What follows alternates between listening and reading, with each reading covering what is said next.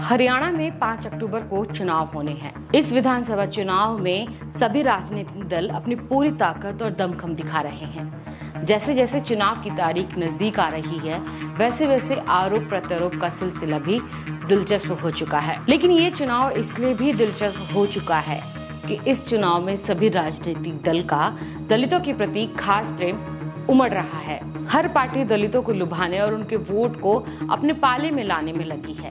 भाजपा और कांग्रेस दोनों ये साबित करने में लगे हैं कि ज्यादा दलित विरोधी कौन है। जहां 3 बार हरियाणा के दौरे पर आ चुके प्रधानमंत्री मोदी ने कांग्रेस को दलित विरोधी बताते हुए पूर्व मुख्यमंत्री भूपेंद्र सिंह हुड्डा के कार्यकाल में हुई दलित उत्पीड़न की घटनाओं का उल्लेख किया, तो वहीं कांग्रेस भाजपा के कार्यकाल में हुई दलित उत्पीड़न की घटनाओं को लेकर भाजपा पर हमलावर हुई। दलितों को अपने पक्ष में लाने के लिए कांग्रेस और भाजपा के बीच चल रही इस रसाकसी से इतर इनेलो बसपा गठबंधन और जेजेपी आजाद समाज पार्टी भी मैदान में खासा प्रभाव डाल रही हैं। अचानक पार्टियों का दलित प्रेम का कारण क्या है? दरअसल प्रदेश में करीब 22% दलित मतदाता हैं, जो चुनाव का रुख बदलने की ताकत रखते हैं। इनमें जाटव सबसे बड़ा समुदाय है, बाकी वाल्मीकि, धानुक, मजहबी सिख और कुछ अन्य दलित समुदाय शामिल हैं। वाल्मीकि दूसरा सबसे बड़ा दलित समुदाय है। 90 सदस्यीय विधानसभा में अनुसूचित जातियों के लिए 17 आरक्षित सीटें हैं।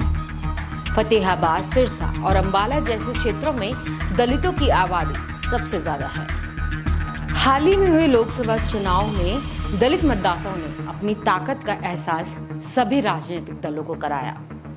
साल 2019 के लोकसभा चुनाव में राज्य की सभी 10 लोकसभा सीटें जीतने वाली भाजपा साल 2024 के लोकसभा चुनाव में 5 सीटों पर सिमट गई, जबकि कांग्रेस ने 5 सीटों की बढ़त हासिल की। जाटों का मजबूत समर्थन पाने वाली कांग्रेस हरियाणा में दलित वोटों को अपने पक्ष में करने के लिए हमेशा उतारू रही है। लेकिन जमीनी स्तर पर अगर देखें तो कांग्रेस के राजनीतिक नेतृत्व में जाटों का दबदबा दलितों में हाशिए पर होने का भाव पैदा करता है।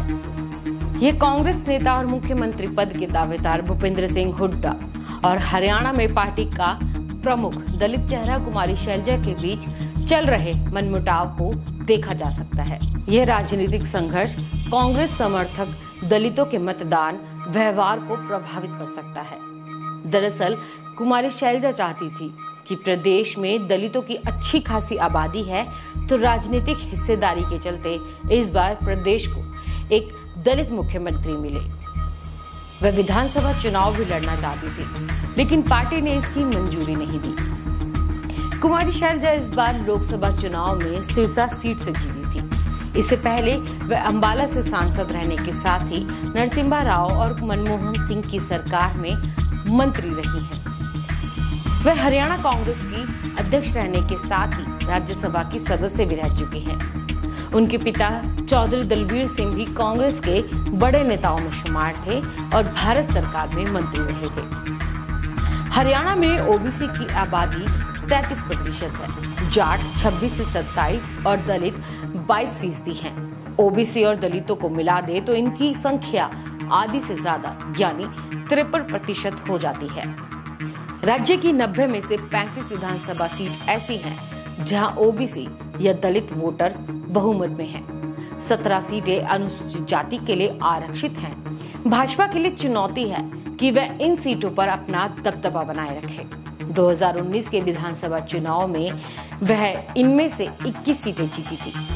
15 कांग्रेस और 8 दुष्यंत चौटाला की जेजेपी ने जीती थी। चौटाला भाजपा से अलग होकर चुनाव लड़ रहे हैं, इसीलिए भाजपा इनमें से ज्यादातर सीटों पर जीत हासिल करना चाहेगी। वहीं जजपा के साथ गठबंधन में शामिल आजाद समाज पार्टी के अध्यक्ष चंद्रशेखर रावण हैं, जो दलितों को कांग्रेस व भाजपा से सचेत करने का काम कर रहे हैं। अब देखना ये होगा कि 5 अक्टूबर को मतदान के दिन दलित समाज किस ओर जाता है और किसकी सरकार हरियाणा में बनेगी। आपको ये वीडियो कैसी लगी हमें कमेंट बॉक्स में जरूर बताएं और हमारे चैनल को सब्सक्राइब करना ना भूलें। मेरा नाम है बबीता गौतम और आप देख रहे हैं द वॉइस मीडिया।